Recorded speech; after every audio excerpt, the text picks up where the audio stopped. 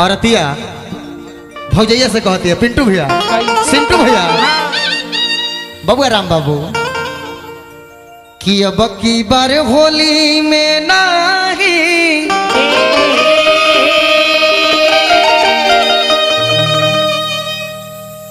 ये डिक्की इधर मत करो सीधा रहो कि अब कई बार होली में नहीं बबुआ रीति कौन पाठ पढ़ा दिल हतना सुघर में कब कोइल तबो भातार ने के पूछो कि अब की बे होली में नागी आरे भतरू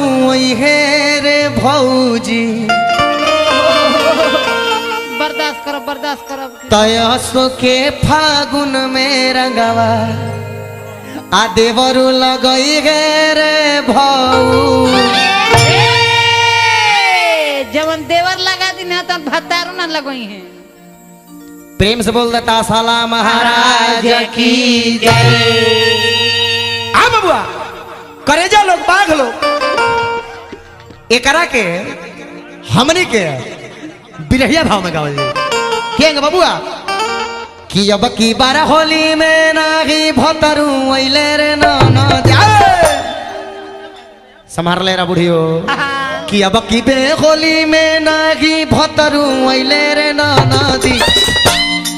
अले बाग है क्वालिटी पर ध्यान दी है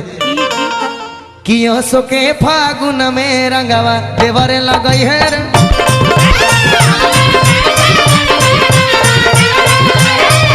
हंसो के फागुन में रंगवा देवरे लगई है रे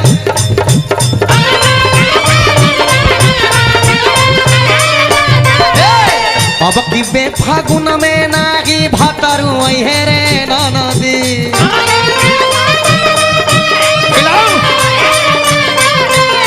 अब की बे फागुन में नागी भतरू हे रे नदी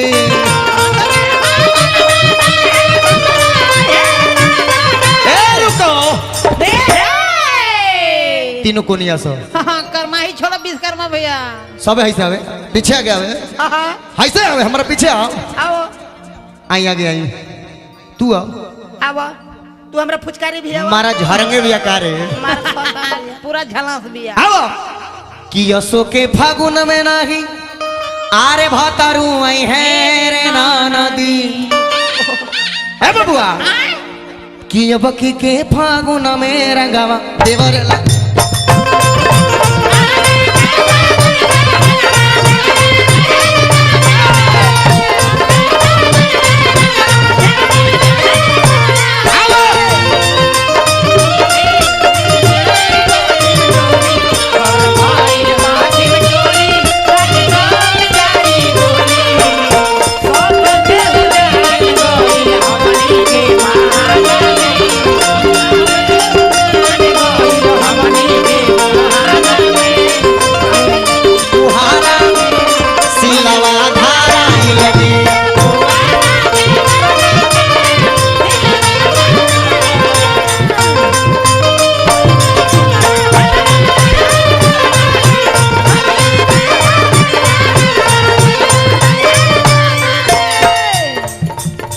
कहती औरतिया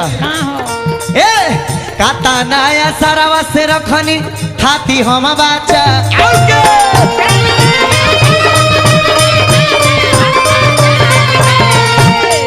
कितना असरा से थाती बचा के रख ले बने मांगत रहले भसुरा नागी दी हनी चिक आगे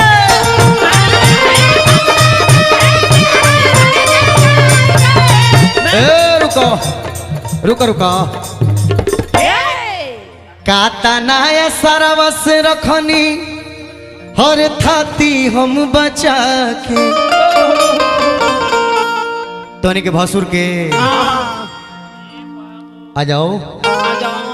कि मांगत रहले भसुर नहीं हर दीहनी सटके त मांगत रहले भसुर नहीं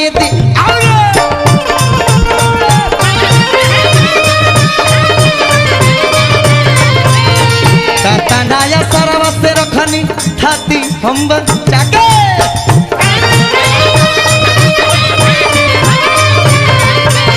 मांगत रहले भसुर नगी दीवानी सा ताके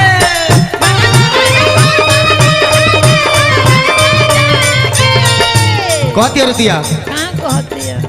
बाबू रे निमन निमन पुआ बनौले बनी पकवान बनौले बनी फुलहा कटोरा में धैले बनी फुलहा कटोरा में धैले बनी ए बबुआ अरे फुलहा कटोरा में धैले बनी आई दादा हौसत क्या बोले फुलहा कटोरा में धैले बनी दूध विश्वकर्मा भोज बनैले दूध धैले बनी फुलहा कटोरा में बाबू रे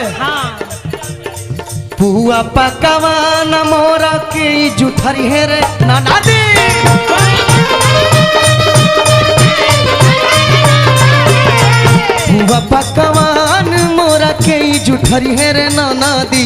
आसो के फागुन में रंगावा देवर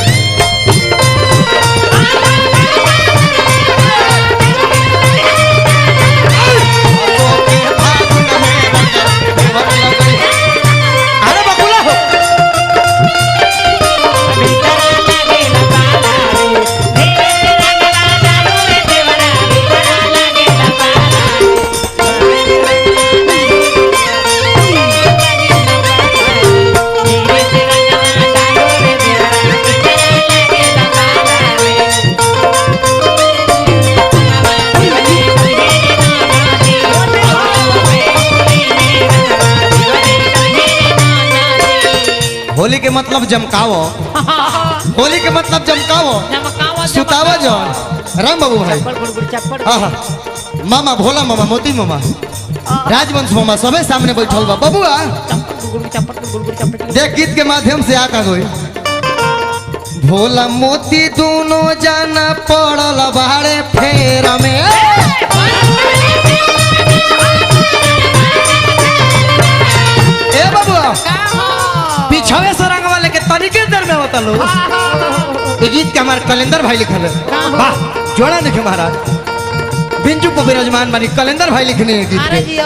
के भोला मोती दोनों जाना परल बाड़े फेर में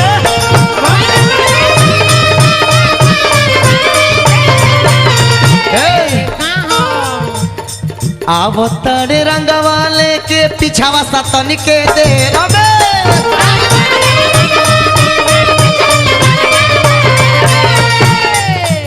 कहती औरतिया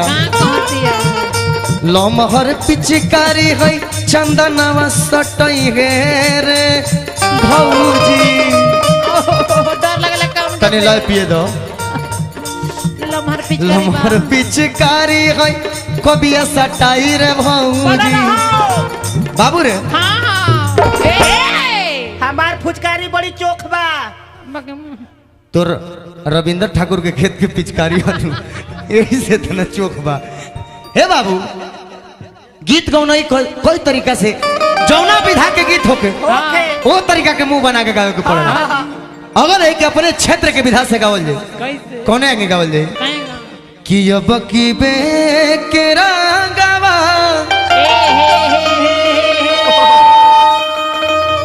अरे तक कबिया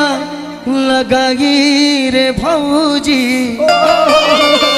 मिया छटपटाता लगैला खा लेकिन लय ले ले छपरा वाला आ ठेका ले ले यूपी वाला तो आनंदे बदल जाला अरे तय अब की बे के रंगवा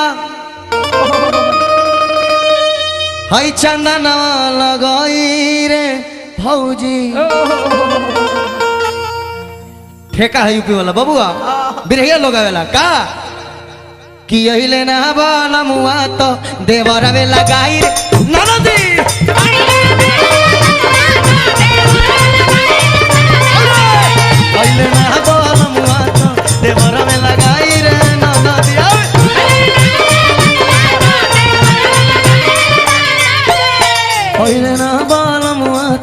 देवर में लगाई रे ना